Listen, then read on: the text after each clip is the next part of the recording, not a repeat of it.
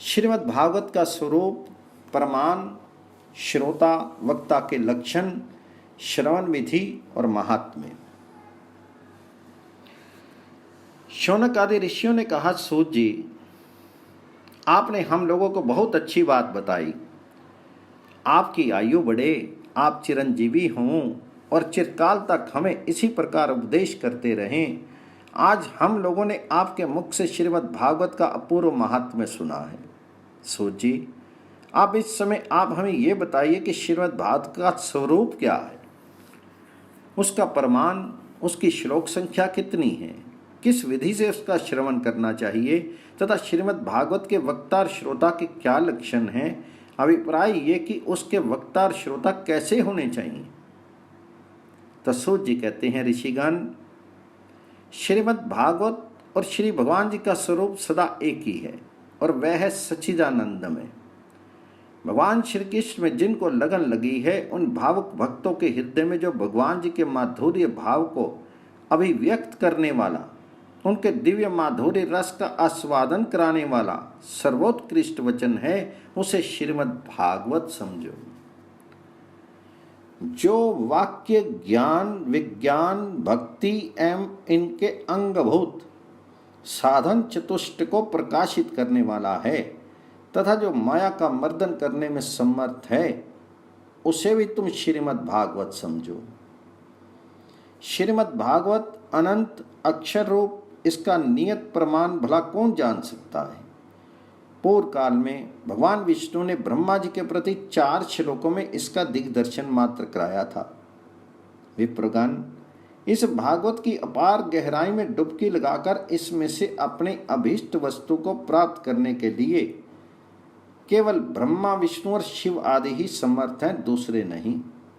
परंतु जिनकी बुद्धि आदि वृत्तियां परिमित हैं, ऐसे मनुष्यों का हित साधन करने के लिए श्री व्यास जी ने परीक्षित और शुकदेव जी के संवाद के रूप में जिसका गान किया है, उसी का नाम श्रीमद् भागवत है। उस ग्रंथ की श्लोक संख्या 18,000 है। इस भाव सागर में जो प्राणी कली रूपी ग्रह से ग्रस्त हो रहे हैं, उनके लिए वह श्रीमद् भागवत ही सर्वोत्तम सहारा है। अब भगवान श्री कृष्ण की कथा का आश्रय लेने वाले श्रोताओं का वर्णन करते हैं। श्रोता 2 प्रकार के माने गए हैं, प्रवर अर्थात उत्तम अथा अवर अर्थात अधम। प्रवर श्रोताओं के चातक, हंस, शुक और मीन आदि कई भेद हैं और अवर के भी वृक, भ्रुंड, वृष और उष्ट आदि अनेक भेद बतलाए गए हैं। चातक कहते हैं पपीहे को। वह जैसे बादल से बरसते हुए जल में ही स्पृहा रखता है, दूसरे जल को छूता भी नहीं है, उसी प्रकार जो श्रोता सब कुछ छोड़कर केवल श्री कृष्ण संबंधी शास्त्रों के श्रवण का व्रत ले लेता है, वह चातक कहा गया है। जैसे हंस दूध के साथ मिलकर एक हुए जल से निर्मल दूध ग्रहण कर लेता है और पानी को छोड़ देता है, उसी प्रकार जो श्रोता अनेकों शास्त्रों का श्रवण करके भी उसमें से सार भाग अलग करके ग्रहण करता है, उसे हंस कहते हैं। जिस प्रकार भली भांति पढ़ाया हुआ तोता अपनी मधुर वाणी से शिक्षक को तथा पास आने वाले दूसरे लोगों को भी प्रसन्न करता है, उसी प्रकार जो श्रोता कथावाचक व्यास के मुंह से उपदेश सुनकर उसे सुंदर और परिमित वाणी में पुनः सुना देता है और व्यास एवं अन्य श्रोताओं को अत्यंत आनंदित करता है, वह शुक कहलाता है।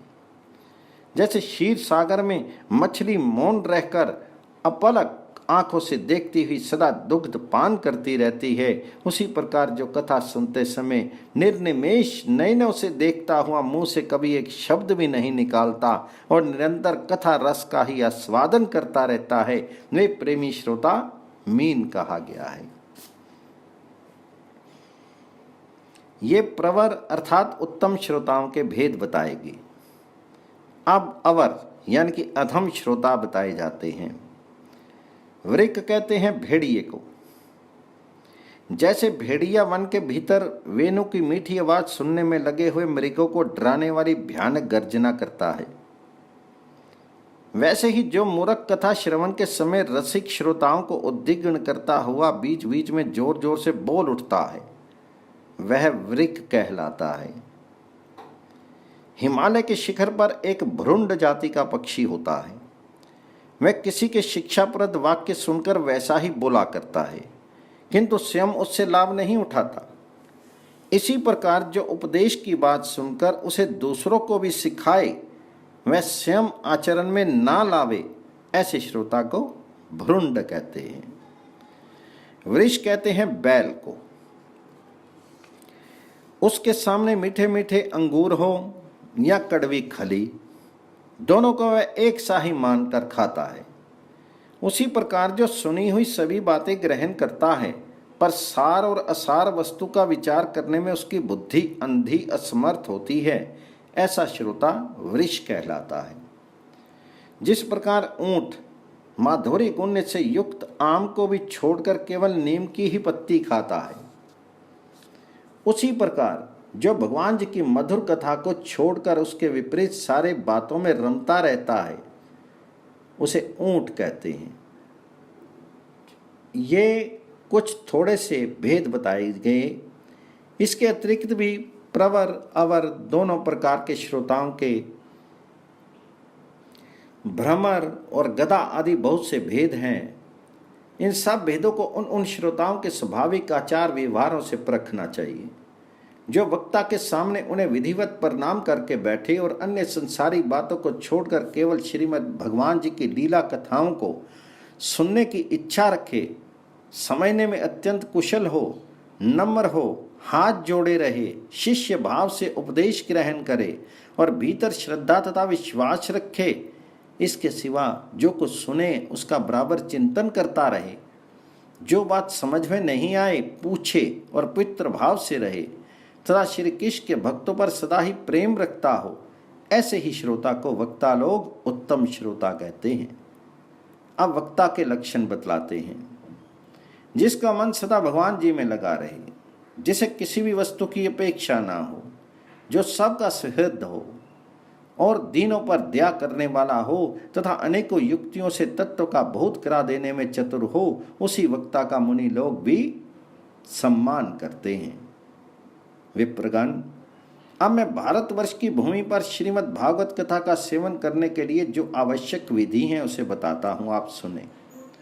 इस विधि के पालन से श्रोता की सुख परंपरा का विस्तार होता है।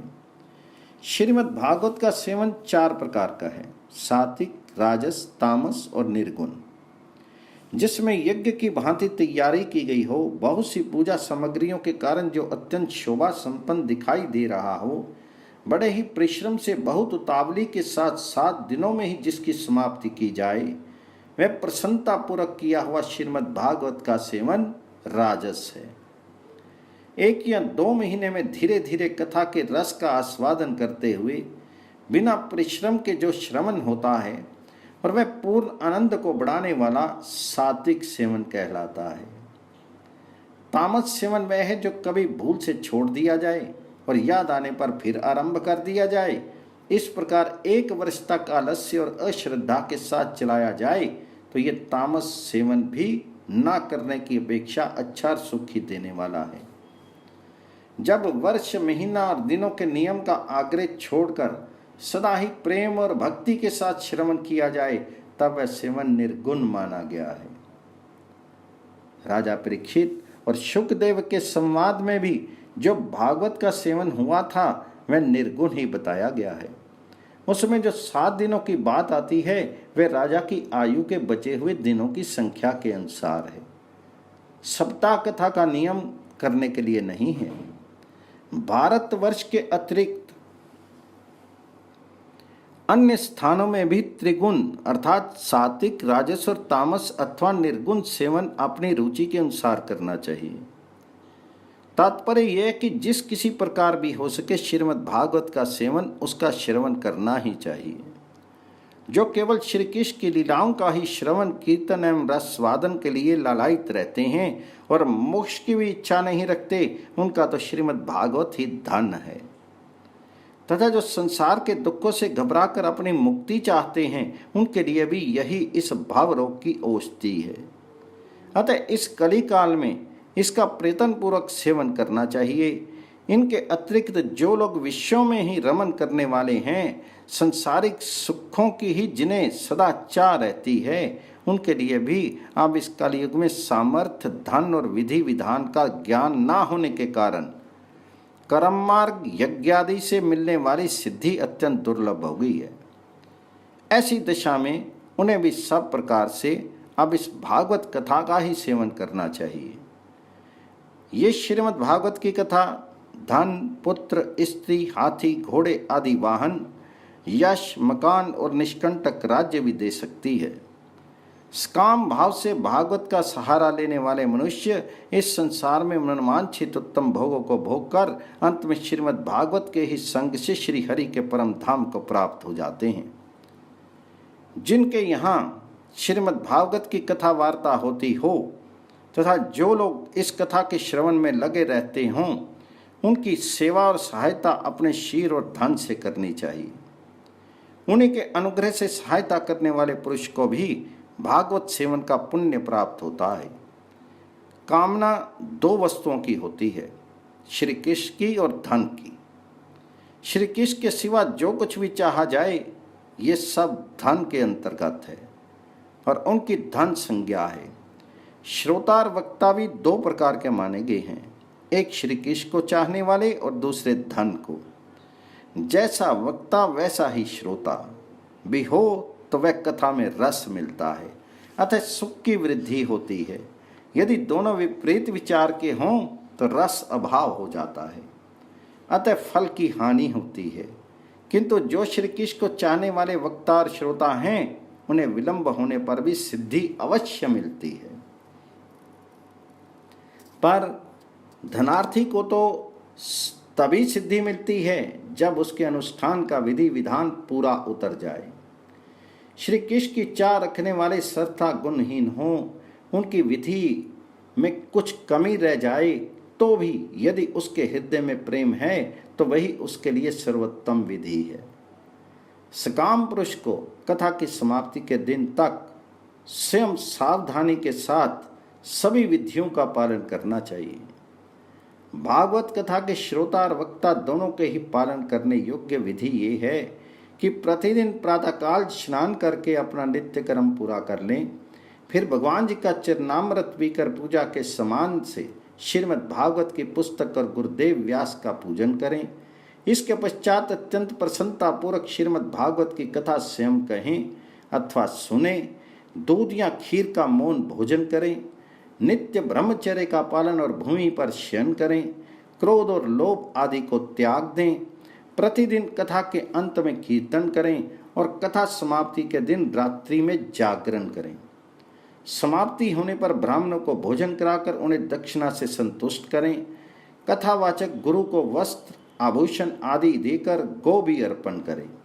इस प्रकार विधि विधान पूर्ण करने पर मनुष्य को स्त्री, घर, पुत्र, राज्य और धन आदि जो भी उसे अभीष्ट होता है वे सब मनवांछित फल प्राप्त हो जाता है।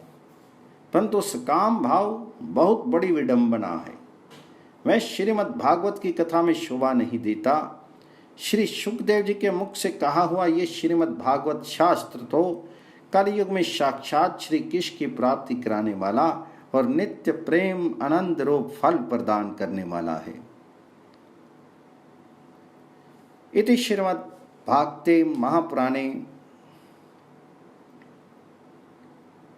श्रीमद् भागवत महात्म्ये चतुर्थो अध्याय समाप्तम इदम श्रीमद् भागवत महात्म्यम। हरि ओम तत्सत्।